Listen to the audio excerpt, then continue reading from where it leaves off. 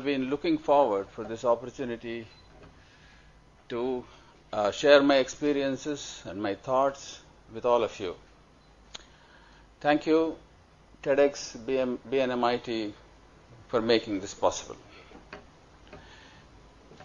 Cancer is a disease which originates from one's own body. A single cell divides abnormally and behaves in a wayward manner and grows, multiplies rapidly and spreads to other areas. It is a hidden disease that the man fails to recognize in its early stages, and thereby causing the delay in the diagnosis and treatment. With most of my 35 years of experience in oncology being surrounded by my patients, I can confidently talk to you about the experiences, the feelings, the hardships that the cancer patients go through, and also the fight that they give against this disease and to come out clean. When a person is informed that he has cancer, it comes to him as a death knell. Even though cancer is now curable in many occasions, still the knowledge that cancer is synonymous with death lingers on in the minds of the common man, and it has not been possible to erase it. Being that so, the patient now loses hope, has disbelief. How can this disease come to me? What sin have I committed? Why did it come to me? He seeks the solutions. He goes to many doctors. He thinks that he does not have reasons to develop cancer in him. After seeing many doctors, when it is told that he in fact has cancer, he has disbelief, he has despair, and he goes into a state of depression. He now seeks for a hope. He goes to the doctor and looks at his face for even a glimpse of hope, a chance that the doctor may say that it is not cancer, or he may say that it is curable. And in this, his search leads to a kind of helplessness. It's all over for me. I think I'm done with. And after he goes into a state of depression, which lasts for some time, before he gathers his strength and says, yes, I'm going to go through the treatment. Then the problems come, one after the other. It is like charting an unknown sea. What tests will the doctor do? What treatment? How long it's going to take? What's going to be the cost of treatment? Where are the finances? This is something that is unknown to him. And in this, he is more or less alone. He looks for help from the family members. What if my family members give up on me? Will they support me? Am I going to be disfigured? Will I lose my job? What's going to happen to me? These are the thoughts. Will the society accept me? I'll tell you one incident. Few years ago, I went to a temple with my family. As I was coming out of the temple, a girl of 10 years tapped on my hand and said, "Grandmother is calling you." She put her fingers for a house next to it. As I went near the house, under the portico, an old lady was sitting. I could recognize that some years ago, maybe 10 years ago, I had operated on that lady.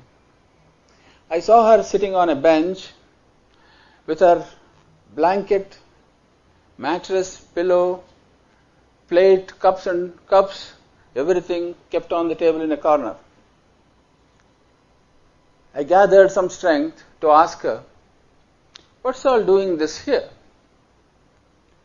She said, "Oh, my grandchildren love me. They just want to come and hug me.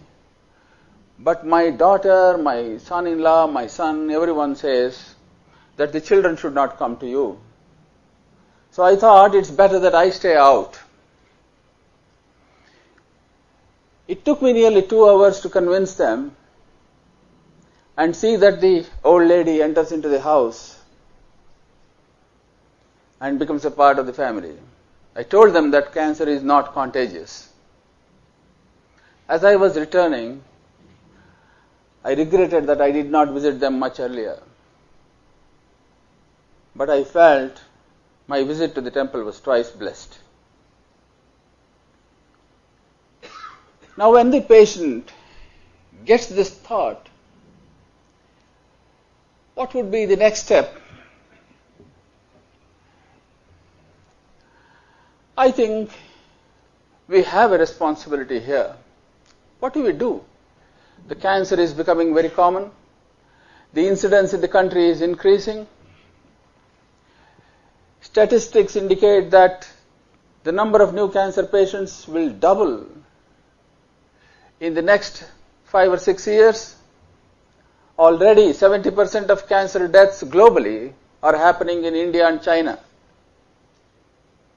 With that problem, what is it that we need to do? To me,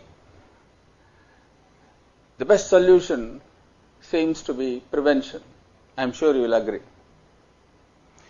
50% of the cancer deaths in this cancer is because of preventable reasons. It is due to lifestyle, tobacco, alcohol, and something similar to that. But this needs a very big task to be undertaken. 70% of the population lives in rural areas, away from facilities. 90 million people are tribals living in the forests, unknown to the civilization of India. Is it possible to be inclusive? To see that everyone gets the desired attention of prevention? Can we go in numbers to these places and communicate to them, educate them? It is something that one actually needs to take. You can go and conduct cancer detection camps. You can go and conduct cancer detection camps to the rural areas. Appoint or identify the rural people who are living, youngsters from them, educate them to be the resource persons, your eyes and ears, who can come and detect cancer and tell you that these are the early cases, so that you can bring them, host them in your hospital, treat them early so that they can be cured.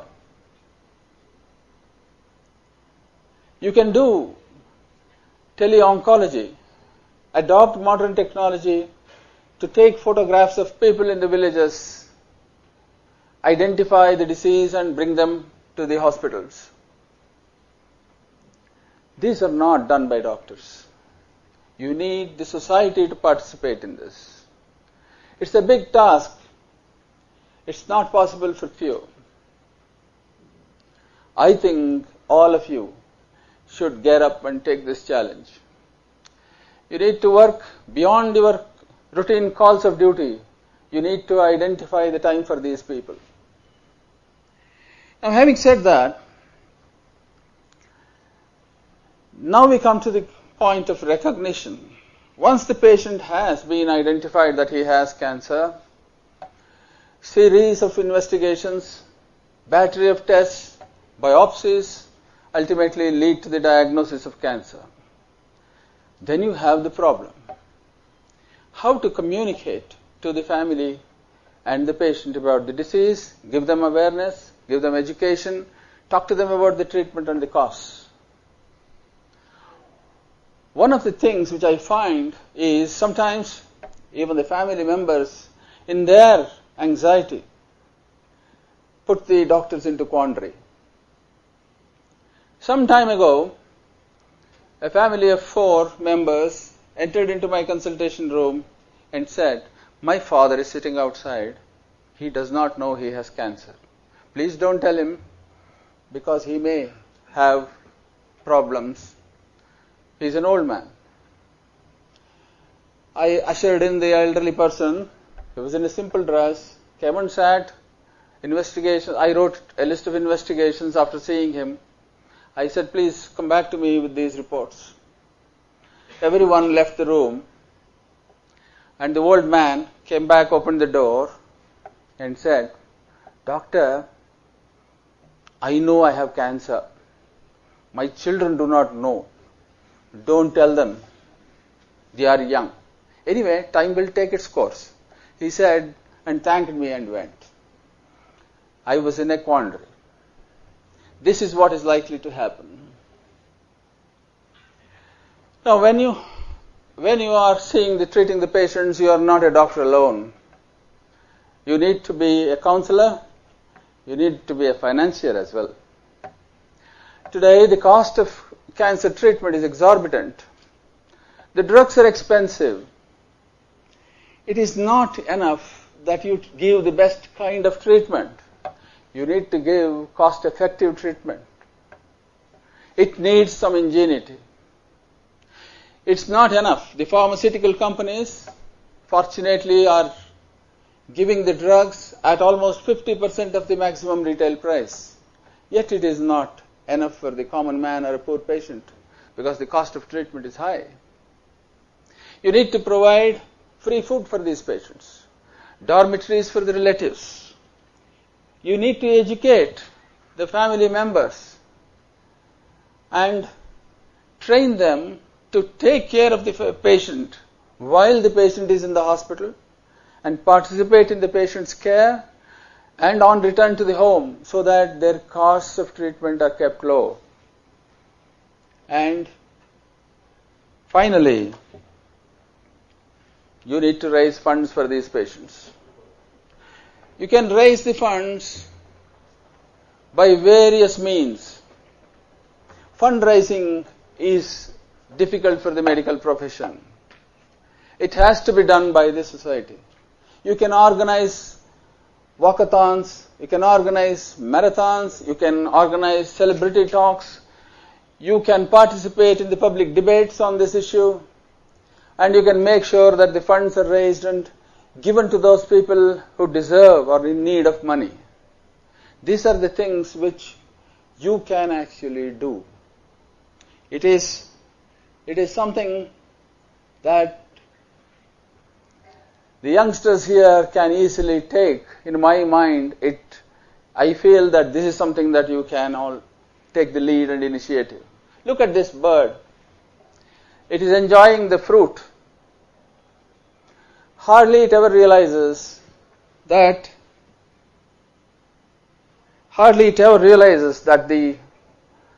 it will be responsible for sowing the seeds of that fruit all over the forest, and someday the forest will be lush green.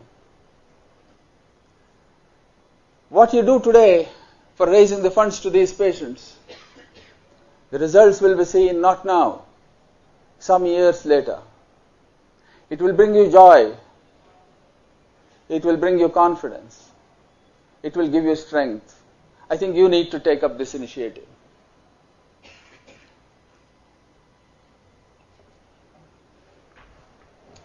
Finally, adoption of new technology is actually happening all over the world.